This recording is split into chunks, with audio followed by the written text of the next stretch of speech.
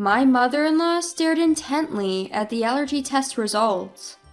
The moment she confirmed our child's blood type, she started yelling, "You're the worst! This isn't our son's child! We're all blood type O!" She crumpled the test results and threw them on the floor in a frenzy. "I've thought something was off since you announced your pregnancy. You cheated! Divorce our son!" Quietly, I picked up the crumpled test results from the floor. Then I confirmed something instantly. "Yes, mother-in-law, he's not your son's child." My name is Kay Forrester, 34 years old. I live with my husband Jake in a rented apartment in New York, a workplace romance. Despite his busy work, Jake is a kind husband who actively helps with household chores. Even today when I came home, he had washed the frying pan and dishes used for breakfast. "Welcome back. Try not to push yourself too hard with the overtime. You won't be able to handle it, Kay." "I'm home, yeah, I know, but I can't just ignore them. I can't help it." While I was changing into my loungewear in the bedroom, a delicious smell wafted from the kitchen. Tonight's dinner appears to be my favorite, Jake's special fried chicken. I grabbed a can of beer from the fridge, glanced at the calendar on the wall, and noticed a big circle around the 10th. Oh, I'd completely forgotten, but next Friday is our 7th wedding anniversary. Let's go out for dinner next Friday. I feel like eating French for a change. "I thought you might say that. I've already made a reservation at a French restaurant in Manhattan." "Really? Thank you, I'm so excited." As I stuffed my mouth full of fried chicken, I deeply reflected on the 7 years that have passed since we got married. We don't have children. I thought getting pregnant would come naturally once married, but I didn't get pregnant even after 1 year or 2 years.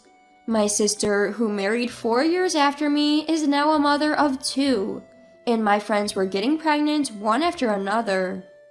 In the first few years, I was not desperate, and I could truly rejoice in the pregnancy announcements of those close to me. But now, even the pregnancy announcements of celebrities who have nothing to do with me are overreacting. I'm disgusted with myself, who can't honestly rejoice at the happy reports of others. Why won't a baby come to us? My mobile search history was filled with keywords about pregnancy. Whenever I had free time, I couldn't help but thinking about having a baby. Adding fuel to the fire was my mother-in-law. It seems that the word taboo does not exist in her dictionary. She suddenly barged into our apartment the other day, making sarcastic remarks about our childlessness and urging us to divorce. "Kay, when are you planning to get pregnant? I'm tired of waiting." "Well, this is something we can't control. I'm trying my best, you know." "Don't you feel sorry for Jake because he can't become a father?" As a matter of fact, I too want to see Jake becoming a father soon. "If you really feel that way, why don't you divorce him? I believe there's someone more suitable for Jake. If he marries a healthy woman who can bear children, he'd become a father in no time." Facing such harsh words with a straight face, I managed to get by all this time thanks to Jake and my father-in-law. They've always stood up for me. If anything, they seem to be exasperated with the mother-in-law who was obsessed with wanting grandchildren. I made sure to keep a safe distance from her by not initiating contact, avoiding places she frequents, but doing the minimum on Mother's Day and her birthday. One night as usual, Jake and I were watching TV after dinner. I had been feeling a little feverish since morning and decided to check my temperature as I wasn't feeling quite right. It was slightly elevated at 99.5 degrees Fahrenheit. I tend to feel under the weather before my period. Upon checking my period tracking app, I realized that my period was late this month. Hurriedly, I used the pregnancy test that I had stored in the bathroom cabinet, and to my surprise, it showed the 2 distinct lines indicating a positive result. "Jake, look at this!" "What? Does this mean you're pregnant?" Yes, I'm pregnant! We're finally going to have a baby! Overwhelmed with joy, I burst into tears on the spot. I wondered how much time and money we had spent to reach this moment. After verifying the pregnancy test result multiple times, Jake hugged me tightly. Thank you for putting up with not drinking alcohol, smoking, or going to the sauna. Starting today, you're free to drink and hit the sauna. Nah, compared to the effort you've put in, Kay, my sacrifices are nothing. I'll hold off on the drinks until after you've safely given birth. I'm already looking forward to the celebratory drink. A few days later, we visited the gynecologist, where the pregnancy was confirmed. There's a baby in my belly.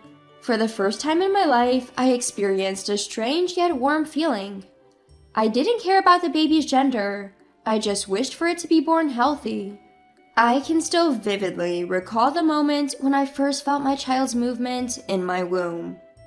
Jake would touch my belly and talk to our baby every day. Hey, it's Daddy. Can't wait to meet you. Hey, no, it's too early for you to be born. Right. My bad. You need to stay in the belly a little longer. Entering my 8th month of pregnancy, I started my maternity leave and enjoyed a leisurely maternity life. I was at home watching a movie with Jake when I felt my pants getting soaked rapidly with a popping sound. I instantly knew that my water broke. When I called the general hospital where I was to give birth, I was told to come right away, so we headed there by taxi. Finally, I was about to meet my child. Excitement was more predominant than nervousness. Upon arrival at the hospital, my labor pains began. But that was just the start of a long battle. Hours went by without the baby descending, and I was at my physical and mental limit. I found myself screaming throughout the hospital. I can't do this anymore! It hurts! 15 minutes later, I was able to meet my baby. You did well, Kay, Jake said, patting my head as he cried. He's adorable, our baby. The newborn baby was so tiny and fragile that I felt I could break it if I touched it. It was the most precious sight. Just a moment ago, this little one was inside my belly. A tear rolled down my cheek. While holding my tiny, soft child's finger, I was certain I could do anything for this child. Though born prematurely due to my water breaking early and a low birth weight, the child grew healthily after that. Time flew, and a few months later, it was time for the preschool debut. Hey, how about going to the shopping center next Saturday? We need to start buying stuff for preschool. What do we need?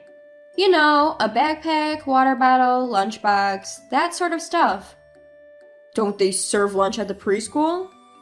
I think it depends on the place, right? Shouldn't we get an allergy test done before starting preschool? Huh? But we'll be packing lunch, right? Yes, but they provide snacks at preschool. Both of us have food allergies, don't we? We need to check if that has been passed on. You're right, it's a concern. Yeah, let's take our child for an allergy test soon. And the following week, we took our child to the hospital for an allergy test. There was a section of the questionnaire asking if we wanted to check the blood type as well. The blood type check was free. We decided to go for it since it was included. The test results would be sent to us by email later. The world has indeed become very convenient.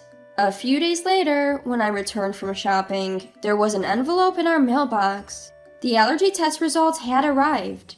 After washing my hands, I immediately opened the envelope to check the results. As expected, our child seems to have a few food allergies. I felt a bit guilty about this, but it's okay.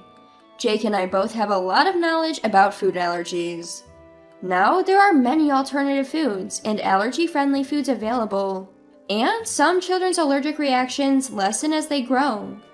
I put the test results on the refrigerator door with a magnet so that Jake can check the results later. Alright, I think I'll start preparing dinner. As I put away the groceries I bought, the doorbell rang. Checking the footage of the front porch, I found my in-laws unexpectedly standing there. Frustrated by their unannounced visit, I opened the front door. "Hello, father-in-law, mother-in-law. It's been a while." "Kay, we're sorry for dropping by unannounced. I told Lisa that we should have informed you in advance." "We don't need to inform anyone when visiting our own son's house. Now please let us see our grandchild." My mother-in-law barged in, spreading out the children's clothes and toys that she was holding in her arms all over the living room. All high-end stuff. My mother-in-law is a brand fanatic, the complete opposite of me, who has no interest in luxury brands. I started boiling water to make tea for my in-laws. "Wait a minute, Kay. What are you doing?" "Oh, I'm just about to serve tea. Please wait a moment." "I don't want to drink such cheap tea. Don't you have any other beverages?" My mother-in-law said and confidently walked over to the fridge. And then she froze in front of it. She was intently staring at the allergy test results paper stuck on it. "What's this?" "Oh, we thought of having an allergy test done before our child starts preschool." "That's not what I meant. I'm talking about this blood type." "Huh?" I shifted my gaze to the blood type next to our child's name. There it said type A. My mother-in-law, her face turning beet red, started yelling at me.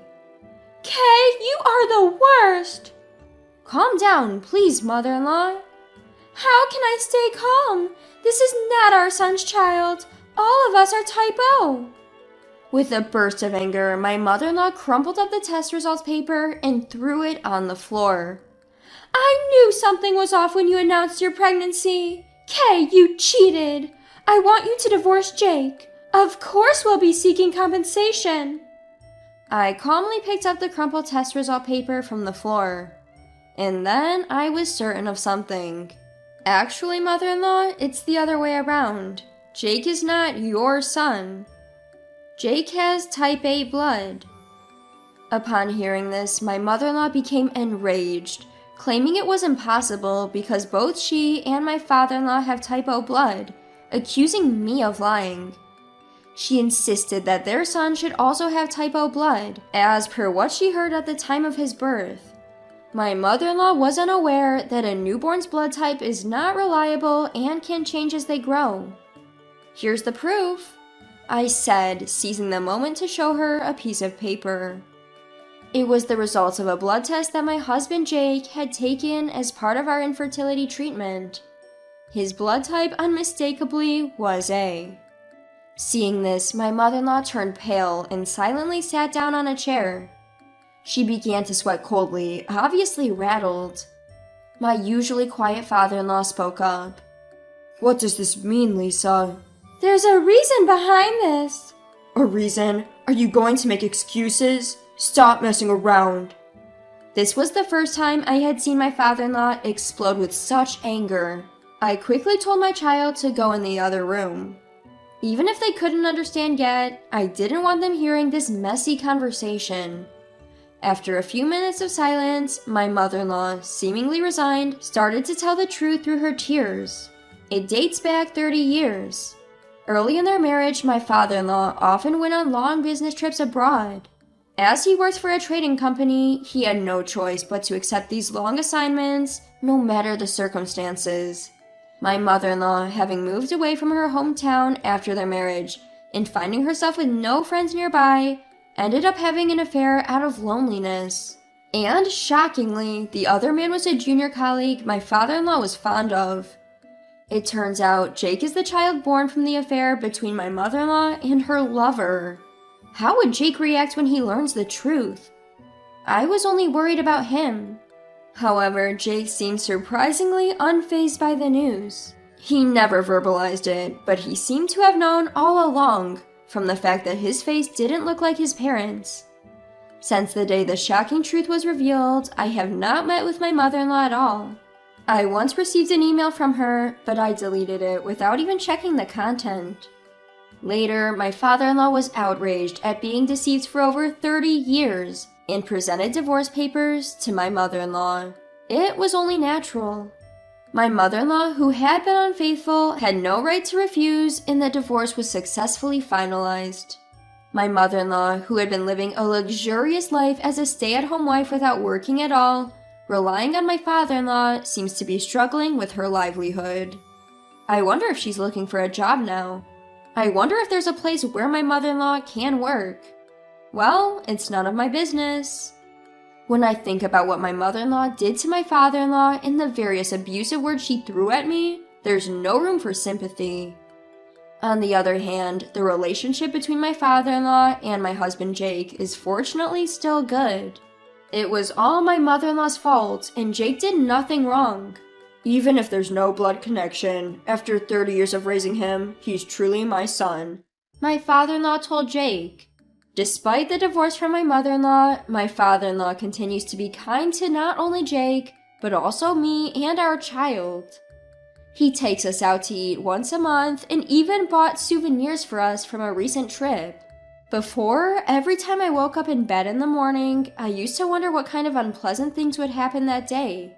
But now, every time I wake up in the morning, I look forward to what wonderful things will happen. My world is beginning to be colored. Another new day begins today. I wake up my husband and child, prepare breakfast and pack lunches, and change their clothes. There are a lot of things to do. Surrounded by my beloved family, I am very happy.